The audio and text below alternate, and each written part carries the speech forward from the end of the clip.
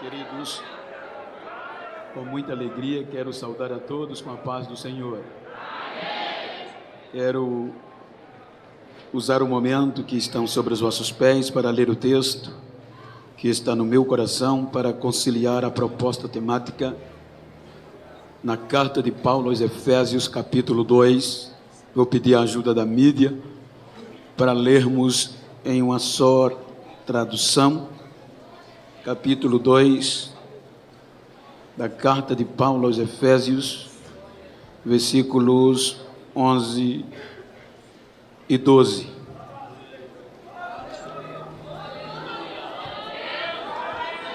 Há um texto desafiador. Eu vou ler o 11 e todos lerão o 12.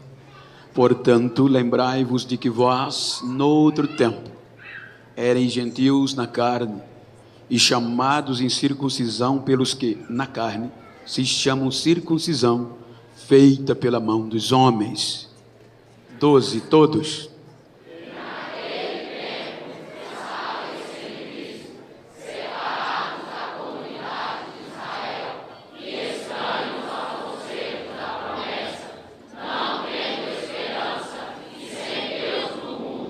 Queiram tornar os vossos assentos, aqueles que assim podem.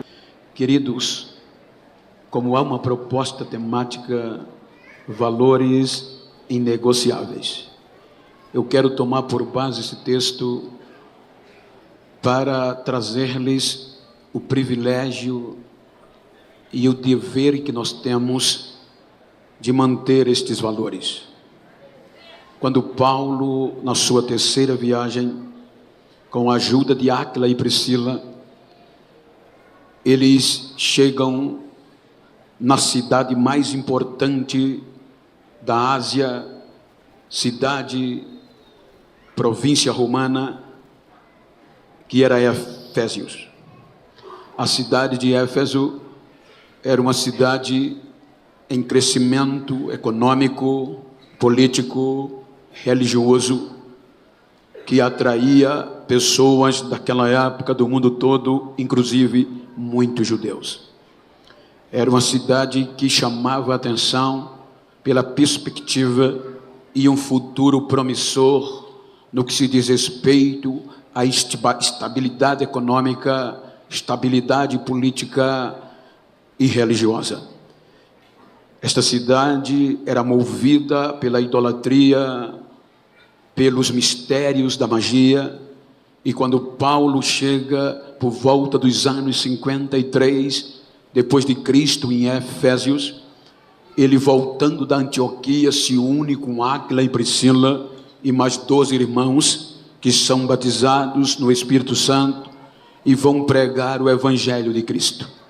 A Bíblia diz que a igreja de Éfeso, ela nasceu no meio de um poder espiritual tamanho, que a Bíblia diz que até os céticos filósofos, como Tirano, segundo Atos está escrito, eles ofereceu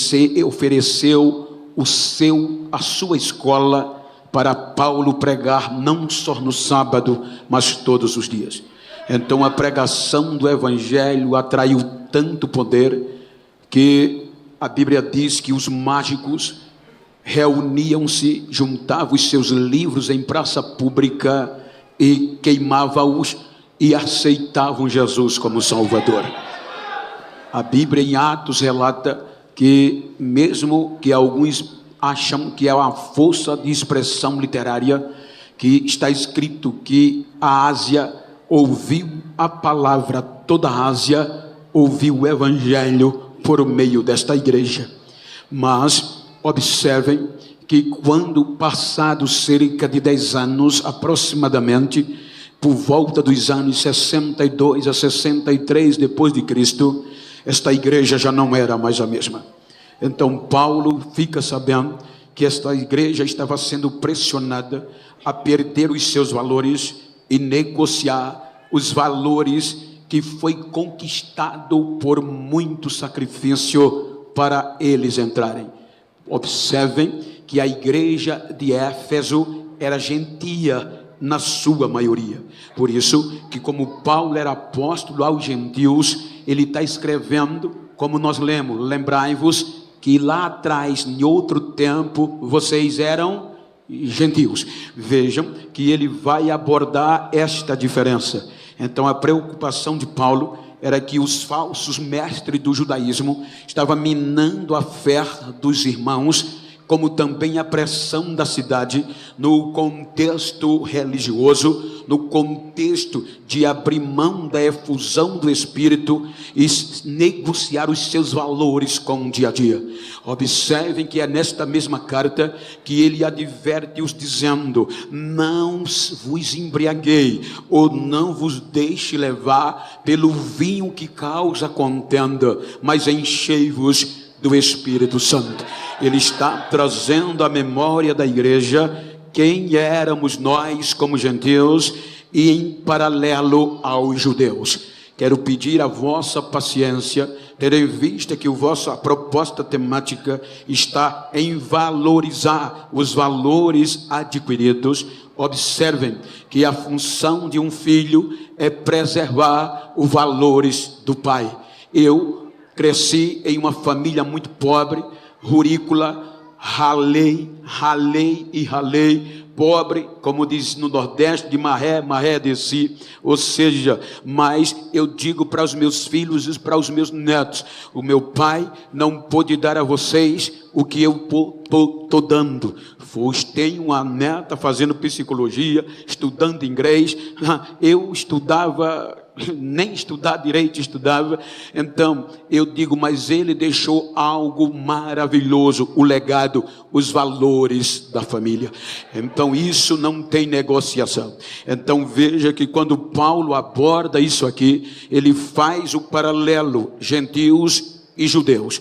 Então eu quero falar-lhes acerca do privilégio dos filhos e o desfavorecimento de fora. Quando nós lemos a Bíblia, observem que você vai começar no livro do Gênesis. O Gênesis mostra, capítulo 1, que Deus criou o ser humano para viver o sobrenatural.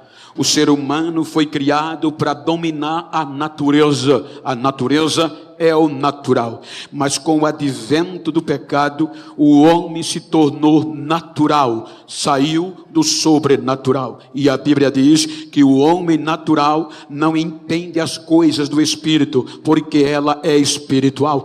Então o homem vai ser dominado pelo natural e perde o direito do sobrenatural. Observem que até o capítulo 11, Deus insistiu em que o ser humano voltasse aos valores espirituais. Porém, eles não quiseram. Todas aquelas gerações, geração de Adão, geração de Noé, não valorizou os valores sobrenaturais. Então, vem o capítulo 12. É aqui que Paulo vai fazer a comparação entre gentio e judeu, os direitos de filho e o não direito dos escravos. Quando nós analisamos o livro do Gênesis, então capítulo 12, Deus vai pegar do meio do marasmo para restaurar, para devolver o homem o direito do sobrenatural, os valores espirituais. Então ele chama um homem chamado Abrão, ele faz uma proposta de um recomeço. Então Deus propõe a Abrão que todos que viessem da sua genealogia, do seu DNA sanguíneo, estes seriam tratados como filhos, e só este povo ia ter direito a chegar a Deus e Deus a ele.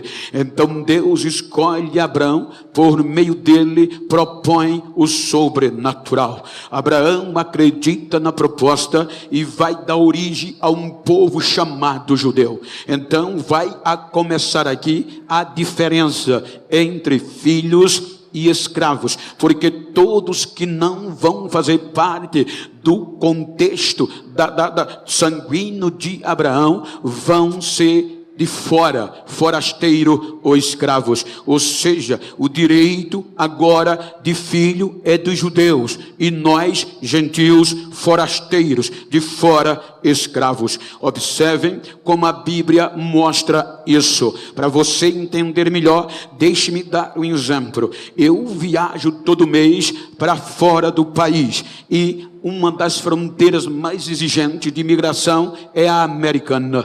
Você tem que vai para o Brasil, e eu vou muito para lá, mas não é certeza de entrar, porque você é de fora, você não tem o direito de filho. Então, sou forasteiro. Você tem que preencher endereço, tem que levar o passaporte, tem que levar o seu passaporte brasileiro, tem que levar a passagem de ida e volta, tem que ter uma carta convite. Quantos dias vai chegar? Você chega na imigração, passa, aguenta a fila, e não é certeza, o coração bate que você não sabe se vão deixar você entrar. Quando você chega, a primeira coisa, vai fazer o que no meu país? Você baixa a cabeça e já pede ajuda. Então eles vão questionar ponto por ponto, porque você é de fora, você é forasteiro e não tem os direitos de filho. Os filhos já têm uma entrada própria, mas quando eu volto para o Brasil, esta preocupação desaparece, porque eu não pego a fila de estrangeiro, pego a fila de filho da nação. Já está lá, brasileiro, prioridade de 60 anos, eu nem esquento a cabeça, entrego o passaporte e ouço: bem-vindo de volta à sua casa, porque eu tenho direito. Então, quando você vai analisar aqui, agora os judeus vão ser filhos, e nós, forasteiros, não temos direito, porque todos que não vêm da descendência de Abraão são gentios, são nações, são pagãos, são deixados fora. Então observem que Deus no capítulo 12 faz a proposta de gerar um povo que vai receber os seus valores para preservar, para anunciar a outra geração a grandeza dele, os valores espirituais. Então, quando nós vamos para o capítulo 46 do Gênesis, versículo 26, me ajuda aí, está escrito lá que todas as almas, 26 e 27 do capítulo 46 do Gênesis, me ajuda aí, mídia, por favor. Está escrito que todas as almas que vieram de Jacó para o Egito, todas as almas, são 66 almas, fora as mulheres dos filhos de Jacó. No versículo 27, ele une José, Manassés e Efraim e Jacó, 70 almas vinda com direito de filhos, com direito espiritual. Então veja que quando termina o livro do Gênesis, segundo os historiadores, este povo já eram mais de 3.500 mil pessoas, 3.500.000 pessoas. Agora Deus tem um povo, aí Deus vai tirar este povo com direito de filho da terra do Egito. Quando Deus tira este povo, propondo derramar sobre ele os valores espirituais perdidos lá no Gênesis, eles só vão ter direito e nós não vamos ter. Eles têm o DNA de Abraão. Pode olhar que a Bíblia disse. Então no capítulo 14 do Êxodo, se tornaram escravos, já eram escravos lá para o Egito, mas Deus vem dar a liberdade de filho que só eles, os judeus, têm direito. Capítulo 24 do Êxodo, observem que no capítulo 24 do livro do Êxodo, versículo 3, vem o primeiro desafio dos valores, uma aliança condicional. Se vocês guardarem os meus estatutos, eu habitarei no meio de vocês. Aí Deus chama Moisés ao monte e faz essa proposta.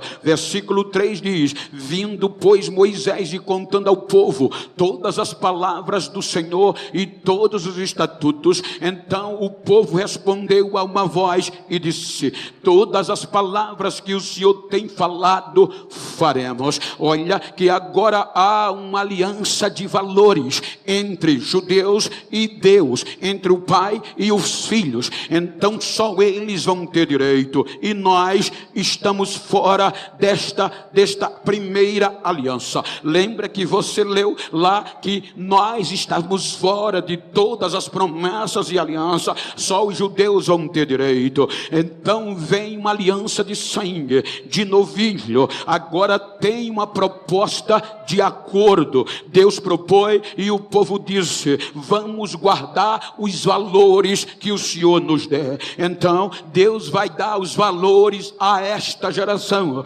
Capítulo 24 do Êxodo, versículo 12 ao versículo 15. Olha o que está escrito, é algo tremendo. Então disse o Senhor a Moisés, depois que o acordo foi feito: sobe a mim ao monte e fica lá, e dar-te-ei as tábuas de pedra e a lei e os mandamentos que tenho escrito para os ensinares. Aqui vão vir os valores em tábuas de pedra. Então Moisés levantou-se com Josué, o seu auxiliar, e subiu Moisés ao monte de Deus. Versículo 14: e disse aos anciões: esperai-nos aqui até que tornemo-nos a vós, e eis que Arão e U ficam convosco. Quem tiver algum negócio se chegará a eles. Versículo 15: e subindo Moisés o monte, a nuvem o cobriu. Ou seja, uma nuvem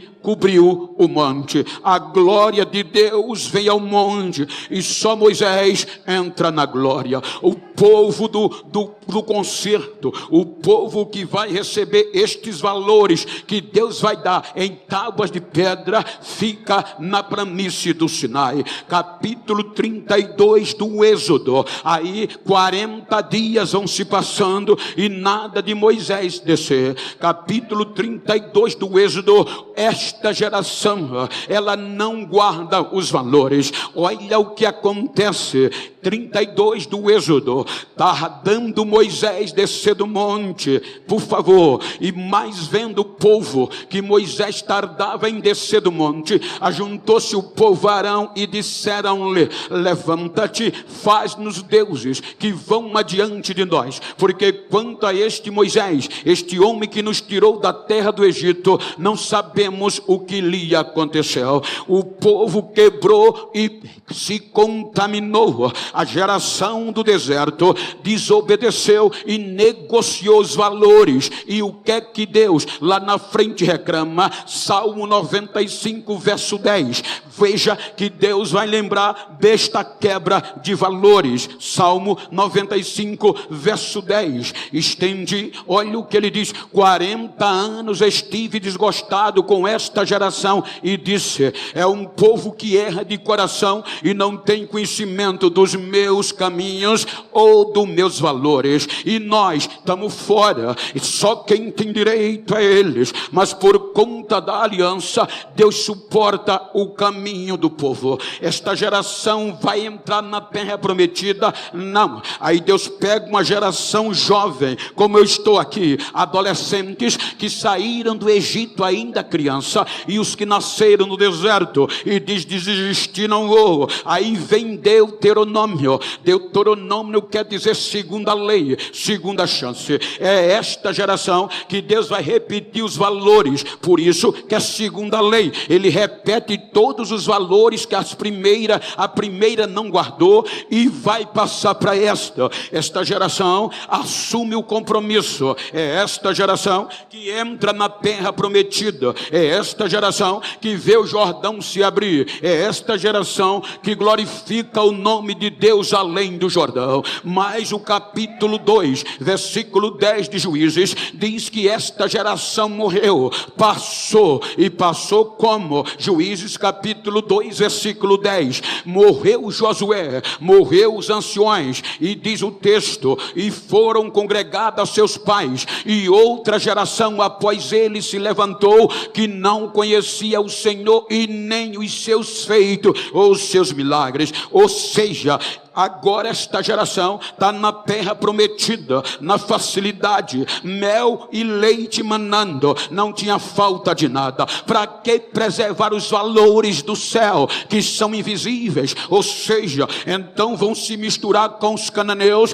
e não valorizam os valores espirituais. Então vem a prova e vão perder a presença de Deus. Olhe que o capítulo 4, versículo 22 de 1 Samuel vai falar desta geração. A vergonha vem, os filisteus vêm e agora toma a arca, o símbolo da presença de Deus. Agora, e diziam eles de Israel, a glória é levada presa, pois é tomada a arca de Deus. Ou seja, a arca sai, a presença sai, a vergonha vem, e quando a vergonha vem, não tem para ninguém. É por isso que eu costumo dizer, não adianta simplesmente, é bom, é bonito ter uma igreja cheia de luxo, é bonito ver mais de 1.700 jovens reunidos adorando a Deus, mas o que faz a diferença é a presença de Deus. Se ela não tiver, é um ajuntamento de pessoas, mas a presença estando, é culto e os valores são preservados. Eles perdem 20 anos sem a presença.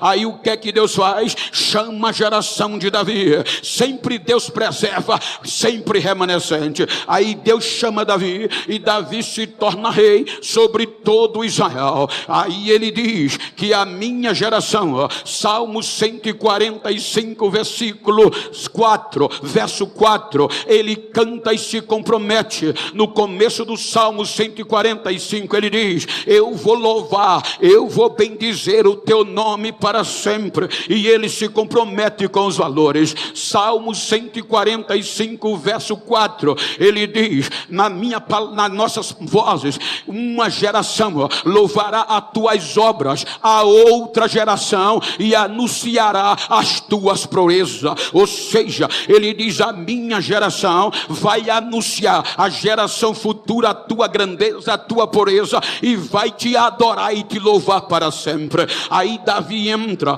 traz a presença de volta, vai ter culto de novo 24 horas por dia. Mas aí vem Salomão. Salomão perde o equilíbrio e negocia os valores espirituais por questão políticas e diplomática, e ele perde a essência de Deus, e agora o marasmo vai tomar conta. Aí vem Isaías 65, versículo 2, lamentando a perda dos valores. É aqui que nós vamos parar um pouco. Veja, Isaías 65, 2, aí diz Deus, estendi as minhas mãos o dia todo a um povo rebelde, que caminha por caminho que não é bom, após os seus pensamentos. Aí o que é que Deus faz? Perder os valores espirituais, não valorizaram. Aí Deus diz, vou colocá-los de novo na escravidão,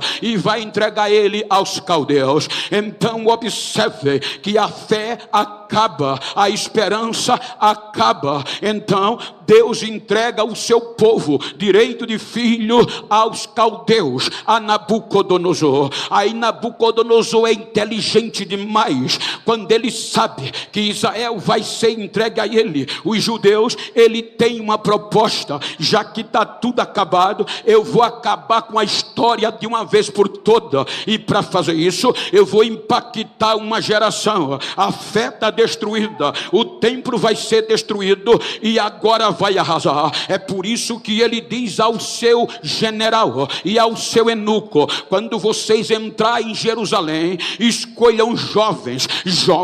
Olha o que é que a Bíblia diz, inteligente, não era qualquer um. No Antigo Testamento eu não entrava, preto estava fora. Aí o que é que acontece? Que sejam nobre, da linhagem nobre, inteligente, que tenha capacidade de habitar no palácio e aprender a cultura caldeia. Para quê? Para tirar da história a história da igreja, a história de Israel e a história de fé. Então ele escolhe a data primordial para mudar uma geração. O nosso conceito psicológico nos ensina que se você quer impregnar uma cultura numa geração, a data melhor é essa. Vai levar cerca de uns 20 anos para você mudar. Então é por isso que ele diz: traga os jovens justamente no período puberal, entre 12 a 18 anos, ou seja, é o período da mais importante mutação do corpo, é o período da puberdade. Então, puberdade, vem a época lunar e vem o período juvenil. Agora, no nosso contexto odierno, está indo até os 24 anos, estão falando nisso, que é o período da maturidade, quando o cérebro atinge o ápice da maturidade. Então Nabucodonosor disse: eu vou acabar com a cultura, vou acabar com a igreja, vou acabar com a fé, vou acabar com tudo que se diz judeus e vou disseminar no mundo a cultura judaica, a cultura caldeia. Aí vem um grupo de jovens, não só eram 4, eram outros escolhidos a dedos. Olha, gente, eu sou abordado e muitos jovens me procuram para ajudar eles a ir para os Estados Unidos. Eu já fiz 4 casamentos de brasileiros com europeu e americano, porque vão comigo e conhecem e se apaixonam, porque a América é o sonho de qualquer pessoa, é o sonho americano. Aqui este grupo de jovens tinha o privilégio de ir para a maior nação do mundo na época, belicamente falando, economicamente falando e academicamente. A Caldeia Babilônia era o centro do mundo, era o futuro promissor para um jovem. E o que era pior, eles olhavam para trás: não tem mais templo, a cidade está incendiada, as casas dos grandes estão queimadas, aqui está acabado. Era muito fácil aceitar, pois era um sonho de futuro. Aí vem aquele grupo, aí Nabucodonosor disse: vou começar a trabalhar para arrancar a fé e colocar a cultura caldeia dentro dele no período puberal, no período da mutação do corpo. Então ele diz ao eunuco: dê comida inteligente e nutritiva a eles, comida que nutra, para que eles possam se apresentar diante de mim. Veja que o versículo que você escolheu é decisão própria individual de um adolescente que tinha tudo para não tomar. A fé acabou na sua cidade,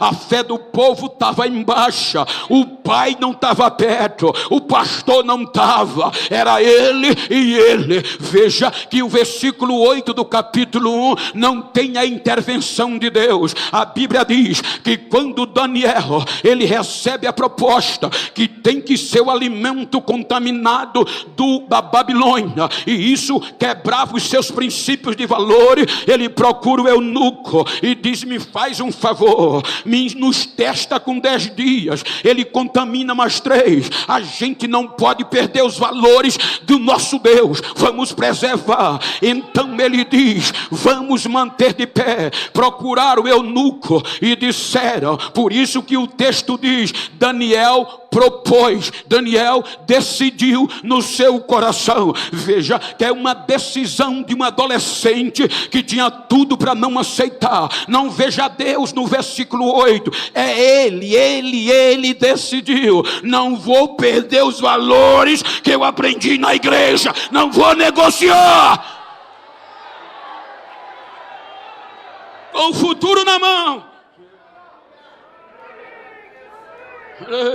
sem o pastor para dar conselho, o passado acabado, sem futuro de recomeço. Eunuco, faz um favor, vou parafrasear, nós somos crentes e nós temos valores a preservar. A gente não pode comer essa comida que é contaminada. Então nos prova por 10 dias. A gente só vai comer legumes e água e beber água. É perigoso. eu tenho a responsabilidade de levar vocês o rei e você está nutrido. Nos testa com 10 dias. No final dos 10 dias, quando o eunuco olha, a Bíblia diz que eles estavam mais gordos, mais rosados do que todos os outros que se contaminaram. A proposta de Nabucodonosor era tirar Deus da história e a fé dos crentes judeus.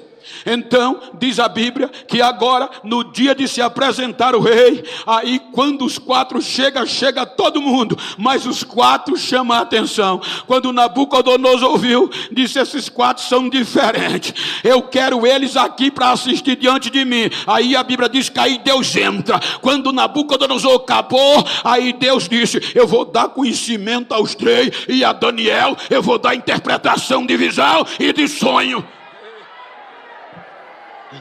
Aí Nabucodonosor agora tem 4 crentes desafiando, preservando os valores contra tudo e contra todos. E o que é que acontece? Eles conseguem impactar 4 gerações.